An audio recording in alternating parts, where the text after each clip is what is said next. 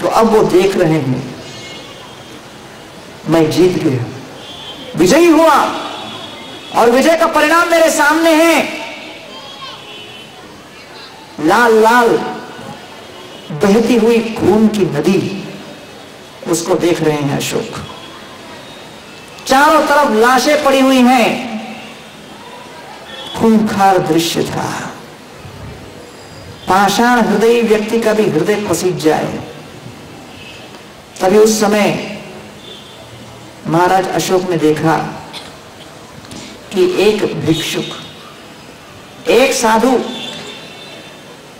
वहां पर प्रवेश करके घूम रहा है। अधिकांश सैनिक मर गए थे, अधिकांश नागरिक उनकी हत्या हो गई थी, लेकिन फिर भी कुछ कुछ अधमरे अवस्था में थे। कुछ ऐसे सैनिक नागरिक अब भी बच गए थे जिनकी पूरी तरह मृत्यु नहीं हुई थी, और वो केवल अपने जीवन को बचाने के लिए थर थर कांप रहे थे, तड़प रहे थे और पुकार रहे थे, पानी जल, पानी जल। मरता क्या न करता। और उनको पानी पिलाने के लिए एक साधु वहां मटके में पानी भर के लाए और धीरे धीरे करके उस मरणासन्न अवस्था में मृत्यु के निकट सैनिकों को पानी पिलाने लगे। इस दृश्य को अशोक ने देखा और देखा कि फिर वो आगे बढ़े, दूसरे को पानी पिलाया, तीसरे को पानी पिलाया। उस साधु ने अपने मुख से एक शब्द नहीं निकाला, और ऐसा नहीं कि स्वर्गलोक से मंथन से प्राप्त अमृत बांट रहा था। केवल अपना जल जो रोज आप और हम पीते हैं, केवल वो जल लेकर बांट रहा था, लेकिन ऐसे स्थान पर बांट रहा था जहां पर लोगों को उसको सबसे अधिक आवश्यकता थी। न कोई लेक्चर दिया, न कोई प्रवचन दिया, न किसी शास्त्रों से कोई बड़ी उक्तियां दी, न कोई आचार्यों की टीका प्रस्तुत की। केवल उसने ऐसी सेवा की जो उस समय लोगों को सबसे अधिक आवश्यक था। मरते हुए सैनिकों को जल की आवश्यकता थी, उस साधु ने उनको यथाशक्ति जल पिलाया। हो सकता है ये कार्य हम प्रतिदिन करते हों, लेकिन उस दिन, उस क्षण, उस समय, इतिहास के उस घड़ी में उस दृश्य को सम्राट अशोक उस पद से देख रहे थे। घोड़े के ऊपर सवार होकर, सीना तानकर, छाती फुलाकर, ये विचार करके कि मैं जीत गया हूं, मैं अपने प्रतिकार की भावना को सफलतापूर्वक व्यक्त कर चुका हूं, जितने सिर मेरे सामने उठे थे सबको मैं काट चुका हूं, मैं अपने जीवन का लक्ष्य प्राप्त कर लिया हूं, अब मैं अप्रतिद्वंदी नरेश घोषित कर दिया गया हूं। उस विजय की लालसा में, उस विजय की नशा में जो वो चूर थे, जब उन्होंने उस अवस्था में उस साधु को जल पिलाते हुए देखा,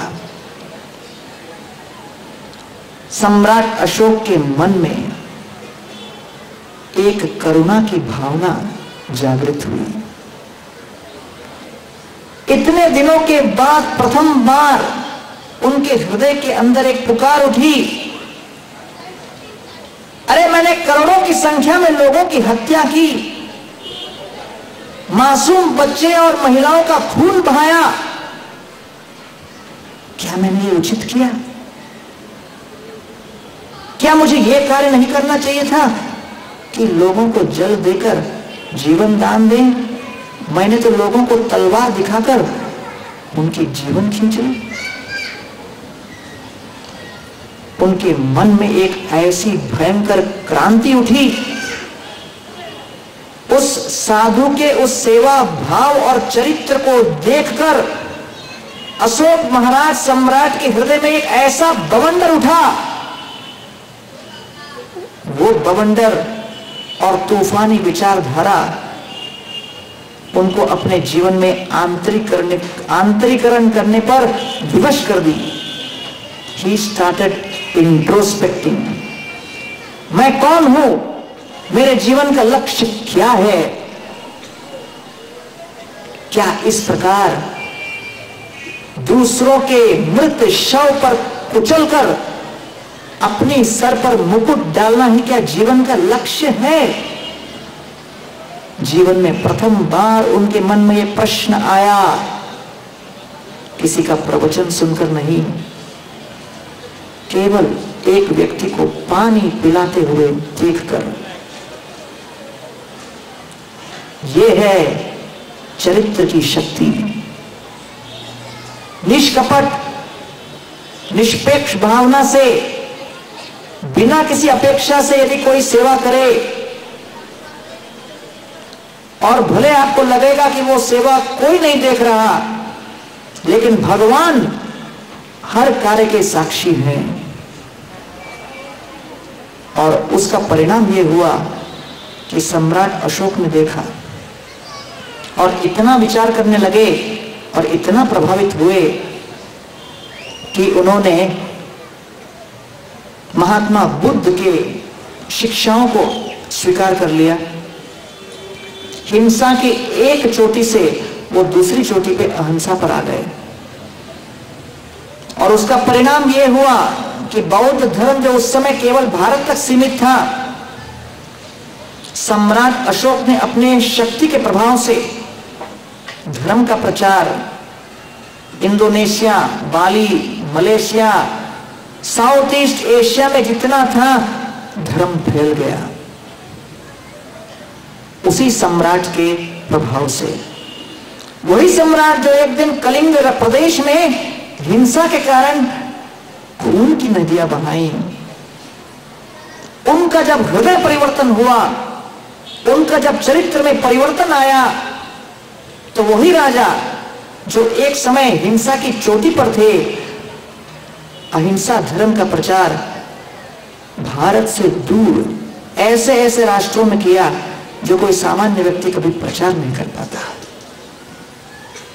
तो यह है प्रभाव चरित्र का। जैसे हमने देखा कि छोटे छोटे बच्चों के अंदर जब चरित्र का निर्माण होता है, तो उनके पारदर्शी चरित्र को देखकर हमारा हृदय परिवर्तित हो सकता है। तो देखिए कितना महत्वपूर्ण है चरित्र का निर्माण। तो इसलिए हरे कृष्ण आंदोलन श्रील प्रभुपाद जी ने हमको दिया, जिससे कि हम हरे कृष्ण महामंत्र का जप कर सकें, कीर्तन कर सकें, और इस जप और कीर्तन से आपके हृदय के अंदर जो इच्छाएं होंगी, जो नाना प्रकार की कूटनीति की भावनाएं होंगी, वो सब शुद्ध हो जाएंगी। हरे कृष्णा कृष्णा कृष्णा हरे हरे, हरे राम राम राम हरे हरे। तो इसलिए ये महामंत्र का जाप बड़ा शक्तिशाली बतलाया जाता है। आपके सामने हैं श्री जगन्नाथ, बलदेव और सुभद्रा। ये कृष्ण के ही रूप हैं, ये कृष्ण के रूप हैं, और इस प्रकार ये रूप में वो प्रकट हुए हैं। भगवान हम सभी को सब कुछ दे रहे हैं, शरीर, शक्ति, भोजन, जल सब प्रदान कर रहे हैं। जब आप किसी व्यक्ति को कोई उधार दो, जो व्यक्ति उधार लेता है कई बार भूल जाता है कि मैंने उधार लिया, लेकिन जो व्यक्ति उधार देता है उसको बराबर याद रहता है कितना दिया, किस दिन दिया, कि कौन से टाइम पर दिया, सब याद रहेगा। तो भगवान हम लोगों को इतना कुछ दे रहे हैं। भगवान कह रहे हैं गतिर भरता प्रभु साक्षी निवास शरणम सुहृत प्रभव प्रलय स्थानम निधानम बीजम अव्ययम। क्या कुछ नहीं दिया है, भगवान ने सब कुछ दे दिया। और भगवान गीता में कहते हैं कि भैया इस जगत में कोई भी वस्तु मुफ्त में नहीं मिलती, हर चीज के लिए आपको कोई ना कोई मूल्य चुकाना पड़ता है, टैक्स भरना चाहता है। तो मैं आपको इतना कुछ दे रहा हूं, इतना बड़ा आकाश दे रहा हूं, इतना धरती दे रहा हूं, और उस धरती को भी आप लोग ने अपने अपने नाम पे बांट के उस पे कमा रहे हो। लेकिन मेरा तो सोचो, ओरिजिनल कॉपीराइट किसका है, ओरिजिनल ओनरशिप किसका है? तो भगवान कहते हैं कि चलो भाई कोई बात नहीं, जो कुछ मेरी ऊर्जाओं से करना है कर सकते हो, केवल मेरा नाम स्मरण करो। मन मना भो मद भक्तो मद्याजी माम नमस्कुरु यद करोषि यदश्नासी, जो कुछ करो मेरे लिए करो, भक्ति करो, मेरा नाम लो। इस प्रकार जो कुछ भी मैं दे रहा हूं उसका आप लोग मूल्य चुका दो। लेकिन क्योंकि हम लोग ऐसा नहीं करते, तो भगवान बेचारे दीर्घ काल तक प्रतीक्षा करते रहते हैं कि ये सारे जीव हमको कुछ देंगे, कुछ देंगे, कुछ देंगे। लेकिन भगवान देखते हैं कि ये लोग कुछ देते ही नहीं। भगवान मंदिर में भी आके खड़े हो जाते हैं, चलो भाई मैं प्रकट हो गया, आओ मंदिर में आओ और मेरा नाम लो, मेरा दर्शन करो, मेरे सामने माथा टेको। वहां पर भी जाने का टाइम नहीं, शेड्यूल बहुत बिजी है, 24 घंटा व्यस्त है। तो भगवान कहते हैं चलो भाई परमात्मा के रूप में तो तुम देख नहीं पाते, मंदिर में भी आने का समय नहीं, तो मैं ही आपकी गली में आ जाता हूं। तो भगवान रथ यात्रा में रथ पे सवार होकर आपके गली गली में घरों के सामने आते हैं, किस लिए? वसूली करने, कि भाई इतना कुछ मैंने दिया है और मैंने कहा भी है कि मेरा नाम लो, कीर्तन करो, कुछ करो, लेकिन नहीं करते, तो मैं ही आ गया, भगा मत देना मुझे। भगवान बड़े कृपालु हैं और इस प्रकार हम सभी को ये अवसर दे रहे हैं कि हम उनकी सेवा करें, उनकी भक्ति करें, उनका नाम लें। इसलिए जगन्नाथ, बलदेव और सुभद्रा रथ यात्रा में रथ पे सवार होकर जा रहे हैं।